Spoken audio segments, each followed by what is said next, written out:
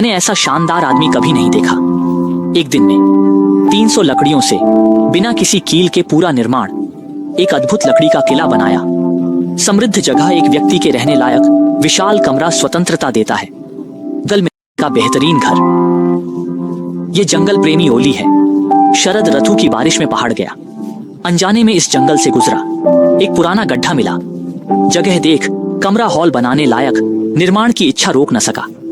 तुरंत यहाँ बसने का फैसला किया। पुरानी फावड़ी निकाली, गड्ढे को और बड़ा करने लगा। जमीन होने के कारण उसने नरम मिट्टी खोदी, पास से लकड़ियां इकट्ठा की। गिरे हुए पेड़ों के तले ओली ने सब कुछ जमा किया। वापस लाकर काम शुरू किया। लकड़ियों को आधा किया, छत के लिए सहारा बनाया, दरवाजे की जगह तय की। बारिश का मौसम था, जंगल जीवन से भरा था, पर ओली को देखने का वक्त नहीं। मजबूत लकड़ियां ढूंढता रहा, आश्रय के लिए बेहतरीन सामग्री। काफी इकट्ठा करने के बाद आश्रय बनाने की जल्दी नहीं की। पहले आराम की जगह बनाई, कभी भी सो सकने के लिए।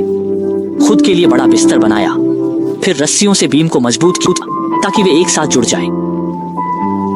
मोटे खंभों से छत बना आसान हो गया। उसने पतली लकड़ियां एक एक करके सावधानी से लगाई।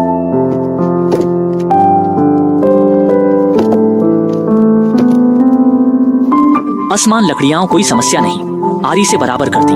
बारिश कम हुई, सूरज की किरण जल में छिटकी। छत का काम पूरा हुआ।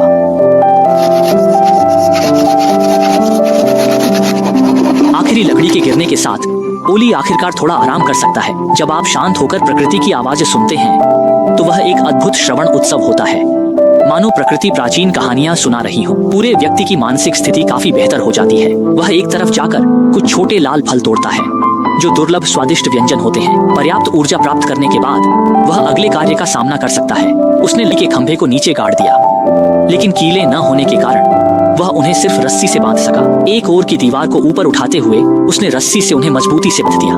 भाग्य से ओली अक्सर जल में रहता था, इसलिए उसे इसका अनुभव था। भाई कोई नक्शा न हो, पर हर कदम उसे पता था। ओली के ध्यान और धैर्य से काम करने पर सामने की दीवारें जल्दी ही बन गईं। भले ही आश्रय थोड़ा कच्चा दिखता हो, पर वह जंगल में काफी उपयोगी था। मुख्य बात यह थी कि उसने बिना पैसे खर्च किए घर बना लिया। उसने घने खो वाले पत्ते इकट्ठा किए और पेड़ भाई से कुछ छिल धार ली। ये प्रकृति के उपहार थे। पर्याप्त मात्रा में इकट्ठा करने पर ये छत की सुरक्षा के लिए बिल्कुल सही थे। ये सिर्फ बारिश से बचाते, बल्कि इनकी मुलायम पत्तियां गर्मी भी देती थीं और ढेर लगाने पर बहुत आरामदायक होती थीं। छत के अलावा अंदर का हिस्सा भी गर्म रखने के काम आ सकता है। इसे स्थानीय सामग्री से बनाया गया कहा जा सकता है, जो यहाँ ओली के काम में साफ झलकता है। पर लेटना काफी सुखद लगता है। आश्रय पूरा होते ही ओली तुरंत एक शांत कोना ढूंढता है, अपनी बेल्ट की योजना बनाता है और खुद के लिए आग जलाकर खाना पकाने की जगह बनाता है। कुछ चिकने पत्थर लाता है, उन्हें एक घेरे में रखता है और फिर सूखी लकड़ी जमा करता है। इस तरह पेड़ की छाल चित्रित करना जुगनुओं के लिए सर्वोत्तम सामग्री है।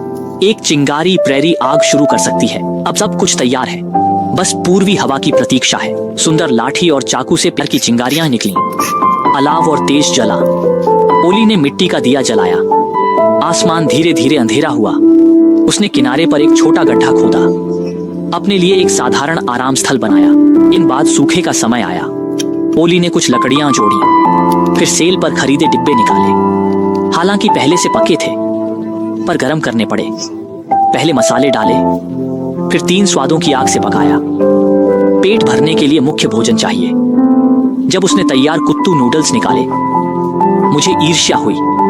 सिर्फ सब्जियों से ही काम चल सकता है। जंगल में घूमना, हरे पेड़, फूलों की सुगंध, हर कदम पर प्रकृति का गर्म आलिंगन, सहज अनुभूति। आसपास कोई खतरा न देख ओली ने चैन से खाना बनाना शुरू किया। यहाँ शहर का शोर नहीं, सिर्फ प्रकृति की आवाजें और सद्भाव।